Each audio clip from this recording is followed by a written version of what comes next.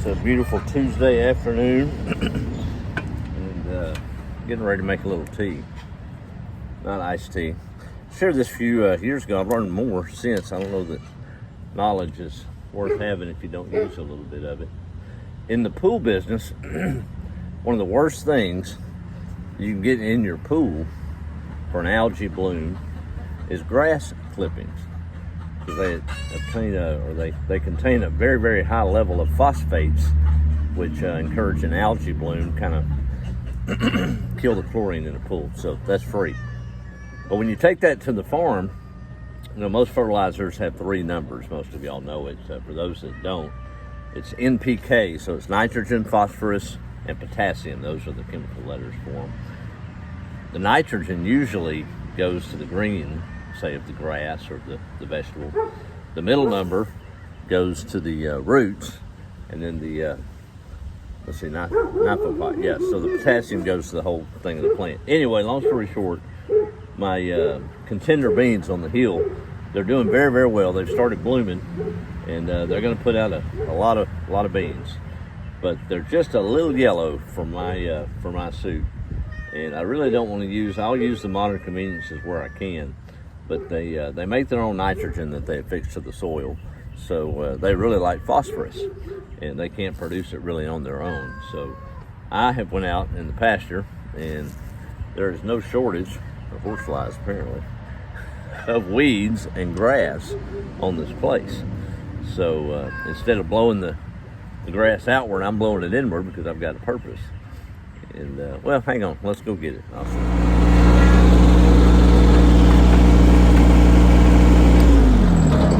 around here, most times it's a nuisance, and it is.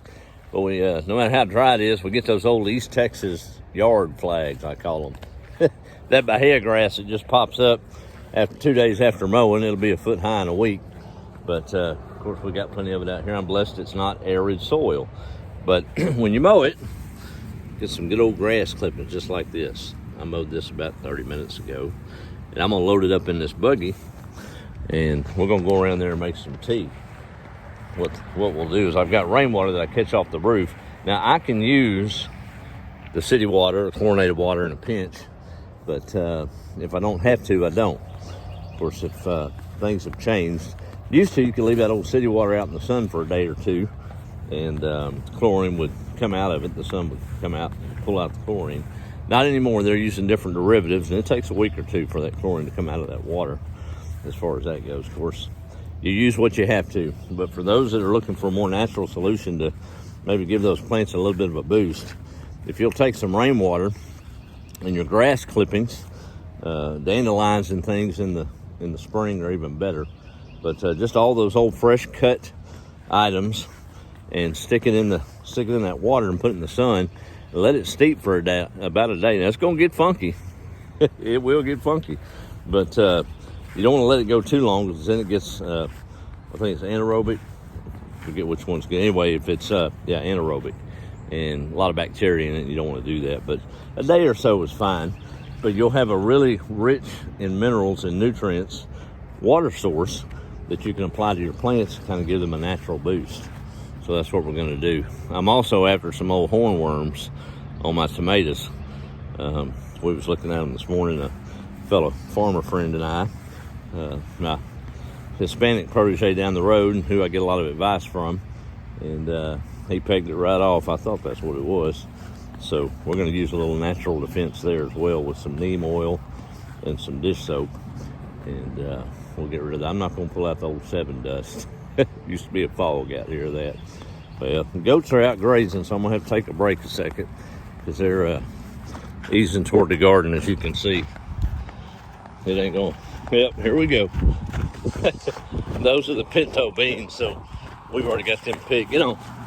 All right, y'all going in the house. Your house, I mean. Let's go. Anyway, I'll come back in a minute after I get these goats corralled, and we'll show you how we make that tea. Quit picking my beans, goofball. Come on, let's go eat some pellets. Sissy, she done rested all day. She's ready for the night watch, keeping the deer out of the garden, but she don't mess with them goats. She said, you can handle that, Dad. I ain't messing with them. All right, I'll be right back. Whew. got the goats put up. Goodness gracious. They're almost on a timer. They'll go graze on about 15 minutes, and then boom, it's time to chase them in the house. All right, so on back to the compost tea. So I've got my back to the compost tea. I've got my grass clippings, and when I was hunting up buckets, I found a bonus. Ever seen anybody get excited over finding chicken poop? I did. And knowing I'm going to use it pretty quick, I'll put some of that in that water as well. Just a little hint, and that'll give them some natural nitrogen. But here's my rainwater bucket.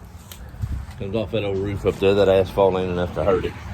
And instead of having to, it needs to be in the, it's got a couple of magnolia leaves, so it's got a little tannin in it, but it's fine. But we'll get those wiggle tails out of it as well. That'll be extra nutrients, right? Anyway, I'm going to load these buckets up with water, grass clippings, a little bit of chicken poop, and then drive it on the trailer out there and leave the trailer sticking out of the barn up there in the sun. And we'll have some sure enough good stuff to water our tomatoes and those beans and all that. I may throw a little fish emulsion in here with it too, a couple of tablespoons, just to sweeten the deal, right? All right, well, I got to get started dipping into these buckets. I don't want to have to mess with picking them up once it gets funky. So I figured I'd put it in the cart. That way I can haul it around without having to lift it and spill it all over me, because it's some stanky stuff. But anyway, we'll get it all done. I'll show you what it looks like in just a minute. Hopefully I can get this done quick. I reckon there's about 12 gallons of water in each of these. That's a little bit of weight at 8 pounds a gallon. So I'm going to stuff these grass clippings in there. And I'll touch the water before the chicken poop gets in there, because after it gets in there, I ain't put my hands in it if I can help it. They have a little bit, well, the more the better, I guess. I'm going to pack it down in here as good as I can and drive it up there in the sun to sit. I may hold off on the chicken litter till right before I put it out. So just let it steep on this old Bahia grass. I don't have no HOA to worry about. So kind of funny to me. Of course, everybody's in different seasons. Out there in the city, fancy houses, getting your yard cut, and that's great. Pay somebody to do it. I want you to pick up the clippings and haul them off, and they pay another company come put phosphorus and nitrogen on their yard. But they just had paid to have it hauled off. Huh? Yeah. Takes all kinds, right? That's all right. That's how we do it in the country. That's how I do it. Make a little Texas tea with grass clippings, rainwater, and sunshine for about a day. Now I'll probably work through strain. That's why I didn't put the chicken poop in it just yet. I may strain that water out so I can use a sprayer with it. But either way, I'll take my time and administer a little bit of that to each of the plants. They're setting blooms, so perfect time to do it.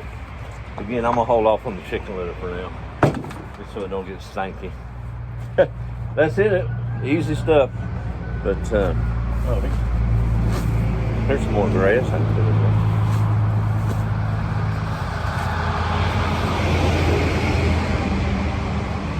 That'll make some good stuff. I've got a little rainwater on the other side. I think I'm gonna cap these buckets off and call it evening. That's just a little quick tip about how I do it and how I get a better yield out of some of these naturally. Y'all have a good evening. Be the light. Talk to you later.